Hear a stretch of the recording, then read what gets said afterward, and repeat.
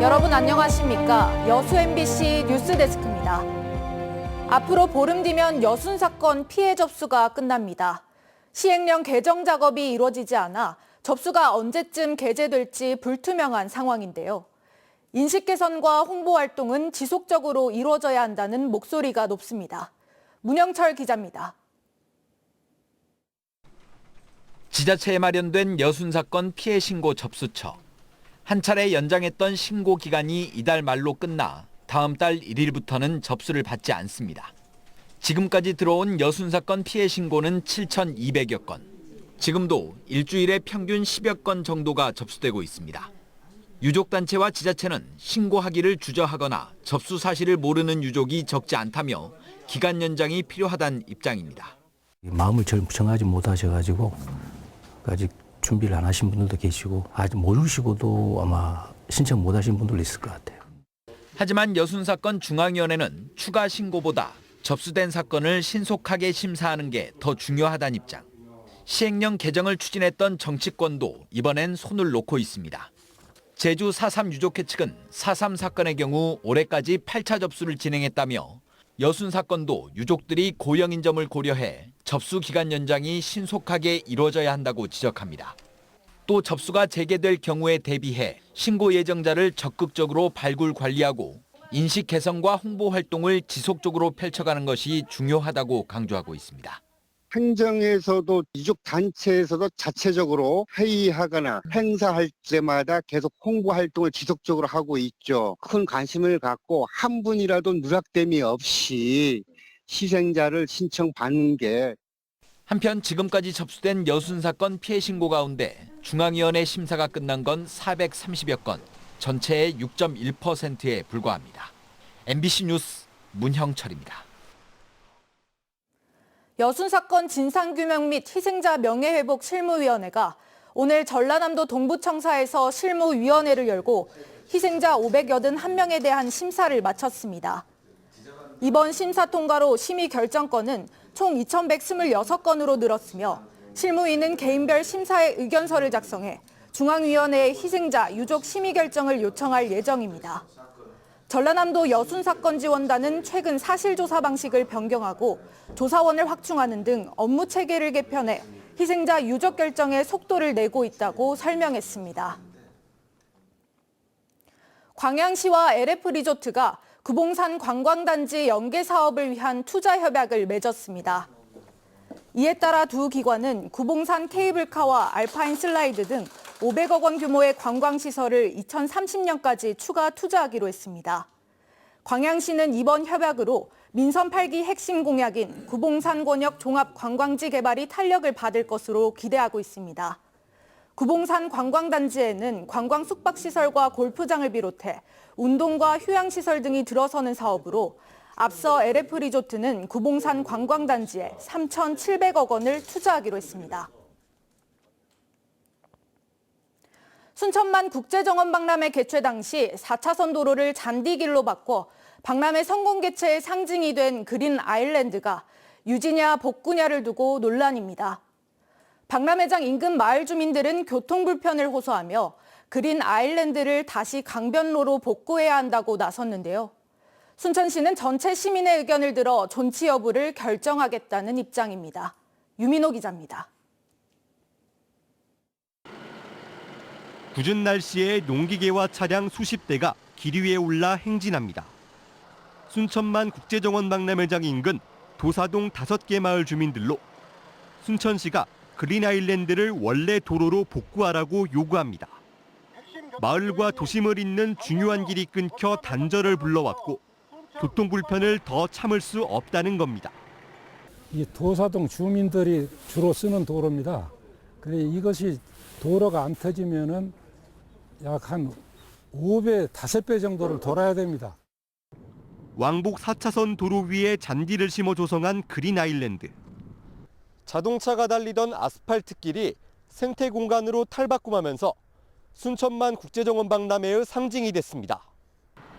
박람회는 이제 막을 내렸고 일부 주민은 순천시가 교통 편의를 위해 원상복구를 약속했던 만큼 이를 이행하라고 주장하고 있습니다. 반대로 도심과 정원을 연결하는 중심축인 그린 아일랜드를 유지해야 한다는 의견도 만만치 않은 상황입니다. 도로를 갖다가 이 공원을 만들어서 화가 좀 났는데 나중에 이 공원을 보니까 이해가 되더라고요. 앞으로 가는 도로가 있기는 있으니까. 순천시는 전체 시민의 의견을 들어본 뒤 존치 여부를 신중하게 결정하겠다는 입장입니다. 기존에 이용했던 도로를 이용하지 못하다 보기 때문에 되게 불편함을 많이 호소하고 계십니다. 그래서 저희들이 거기에 대한 대안을 지금 제시를 하고 있고 계속해서 대화를 시도하고 있고요. 어느 시점에서는 사회적 합의점이. 순천시는 지속해서 협의하겠다고 설명했지만 주민들은 규모를 더 키워 차량 시위에 나서겠다고 밝히면서 그린 아일랜드를 둘러싼 논란은 당분간 계속될 전망입니다. MBC 뉴스 유민호입니다. 박기성 전 성균관대 겸임교수가 여수 지역 총선 출마를 선언했습니다. 박 전 교수는 오늘 기자회견을 열고 여수 본연의 모습을 되찾고 여수의 내일을 열기 위해 선거에 출마하게 됐다며 여수 발전의 발목을 잡고 있는 분열과 갈등을 끝내겠다고 밝혔습니다. 박 전 교수는 또 변화하는 여수를 위해 시민들의 정치 참여 기회를 확대하고 지속적인 투자를 이끌어낼 수 있는 기반을 마련하겠다고 강조했습니다. 순천시 선거구 획정과 관련한 신정훈 민주당 전남도당 위원장의 발언에 대해 비판의 목소리가 이어지고 있습니다.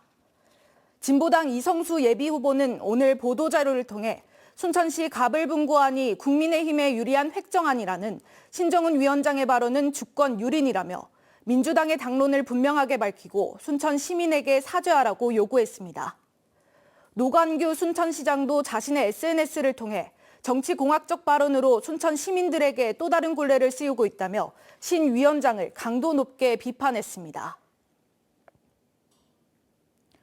광주역과 광주 송정역을 오가는 셔틀 열차가 도입된 지 7년 만에 운행을 마칩니다. 1회 평균 탑승객이 18명에 그치면서 예산 낭비 사례로 지적을 받아왔는데 신형 열차 도입까지 해가며 운영을 할 필요는 없다는 판단에 따른 겁니다. 김영찬 기자가 보도합니다. 자원봉사자들이 셔틀 열차 종료 안내문을 승객들에게 나눠줍니다. 오는 18일부터 운행이 중단되는 것을 알리기 위해서입니다. 셔틀 열차가 17일까지 운행이 종료되거든요. 이거 보시고 참고하시기 바랍니다. 셔틀 열차는 KTX가 진입하지 않는 광주역 이용객의 고속열차 환승 편의를 위해 2016년 개통됐습니다.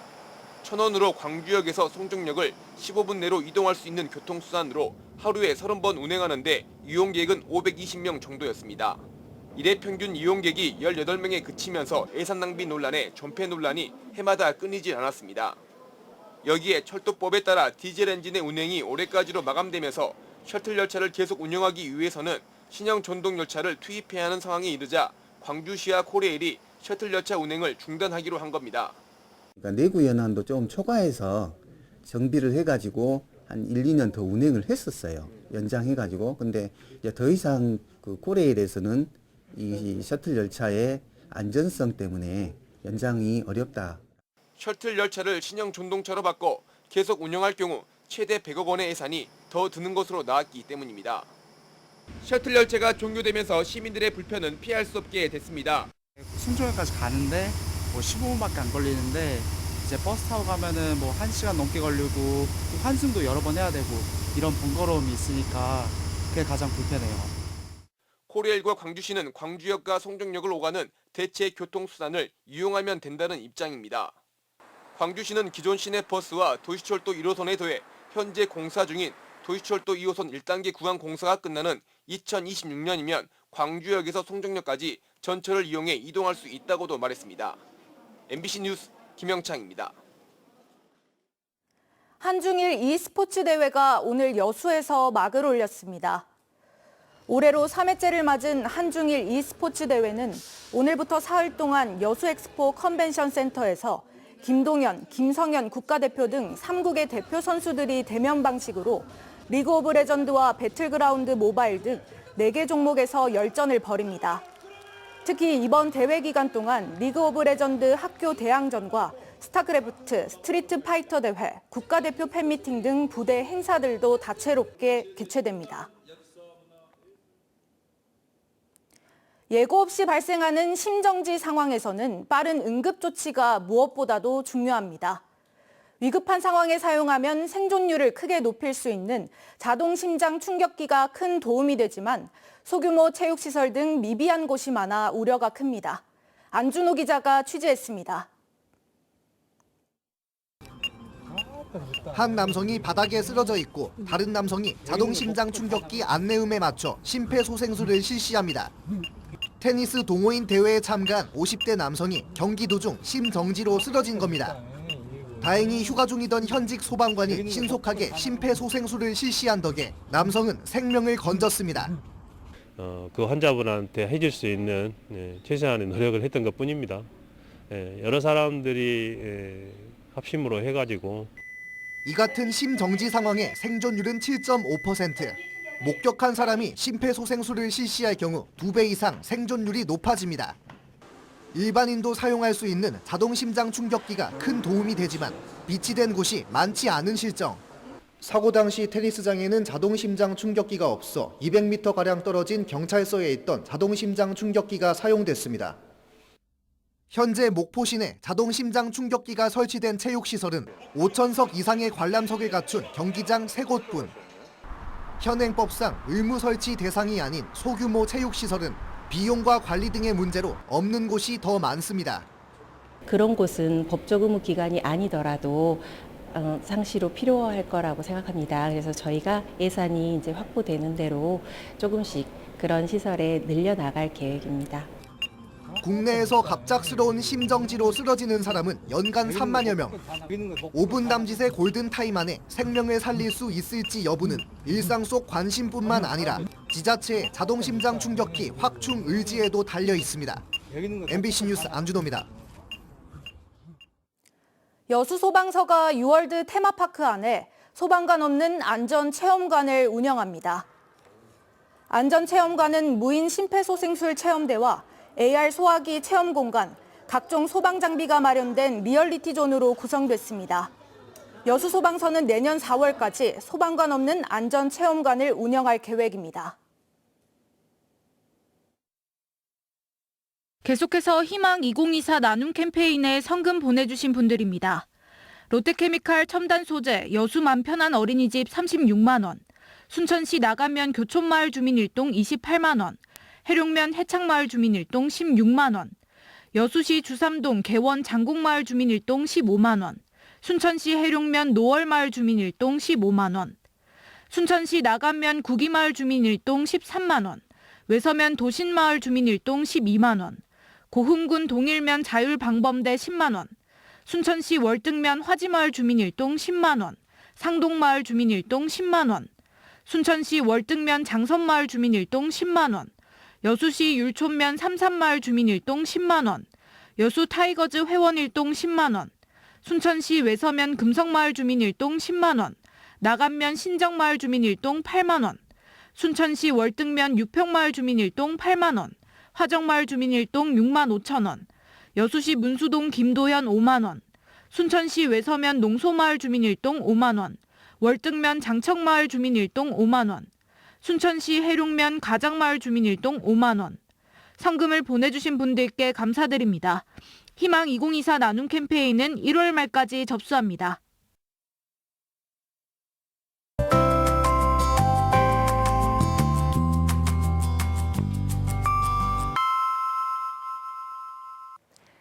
날씨와 생활정보 정리해드리는 생활포커스입니다. 10월 전남 지역 취업자 수가 작년 같은 기간보다 18,000명 감소한 것으로 파악됐습니다. 호남통계청 고용 동향을 보면 전남의 취업자 수는 101만 6천 명으로 집계됐으며 고용률은 66.8%로 같은 기간 1.1%포인트 하락했습니다. 내년 2월까지 고흥군 분청문화박물관이 입주작가 성과 전시를 개최합니다.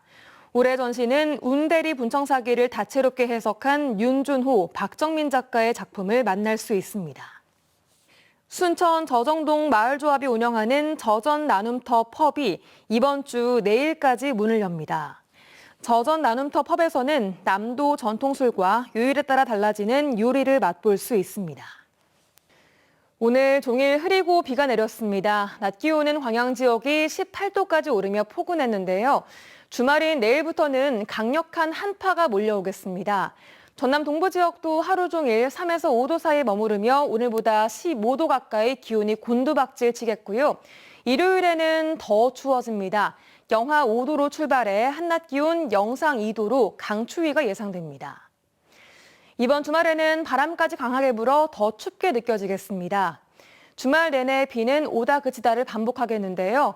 순천과 고흥 등 일부 지역에서는 오후 들어 눈이 오는 곳도 있겠습니다.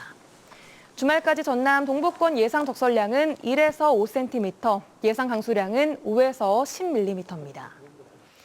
자세한 내일 지역별 기온 보겠습니다. 아침 기온은 여수와 순천, 광양 3도, 고흥 4도. 한낮 기온도 크게 오르지 못해 여수, 순천, 광양 4도, 고흥 5도로 평년 기온을 3도가량 밑돌겠습니다. 내일 높은 물결에도 주의하셔야겠습니다. 해상에 강한 바람과 함께 파도가 거세게 일면서 전 해상에 풍랑특보 발효되어 있습니다. 앞바다에서 1.5에서 3.5m, 먼바다에서는 2에서 최고 5m로 파도가 매우 높게 일겠으니 뱃기류용에 차질 없도록 운항 정보를 확인하시기 바랍니다. 다음 주에도 아침엔 영하권으로 출발해 한낮 기온도 5도를 넘지 못하는 강추위가 이어지겠습니다. 당분간 흐린 날이 많겠고요. 수요일쯤엔 눈 소식 들어있습니다. 지금까지 생활포커스 송유라였습니다. 순천시가 K문화 콘텐츠를 선도할 수도권 앵커 기업의 투자 유치 설명회를 가졌습니다. 순천시는 오늘 서울경제진흥원에서 K문화 콘텐츠 산업을 선도할 수도권 앵커 기업과 한국애니메이션, 웹툰협회 등 84개 기업 단체 관계자 150여 명을 대상으로 정원의 애니메이션과 문화 콘텐츠를 접목한 새로운 미래도시 청사진을 제시하는 투자 유치 설명회를 개최해 큰 관심을 받았습니다. 국내 문화 콘텐츠 산업은 주 생산과 소비 주체가 주로 청년들이며 사업체의 81%, 매출액의 87%가 서울, 경기 등 수도권에 집중된 상황입니다. 음주운전자가 몰던 차량이 마주오던 승용차와 정면 충돌해 운전자 1명이 숨졌습니다. 광양경찰서에 따르면 어젯밤 9시 35분쯤 광양읍 용강리 편도 1차선 도로에서 승용차 2대가 정면 충돌해 1명이 숨지고 1명은 경상을 입었습니다. 경상을 입은 운전자는 혈중 알코올 농도가 면허 정지 수준에서 음주운전을 한 것으로 전해졌습니다. 경찰은 정확한 사고 경위를 조사하고 있습니다. 여수의 한 주택에서 홀로 거주하는 80대 노인이 숨진 채 발견됐습니다. 여수소방서에 따르면 어제 오후 4시쯤 여수시 광무동의 한 주택에서 80대 여성이 숨진 채 발견됐습니다.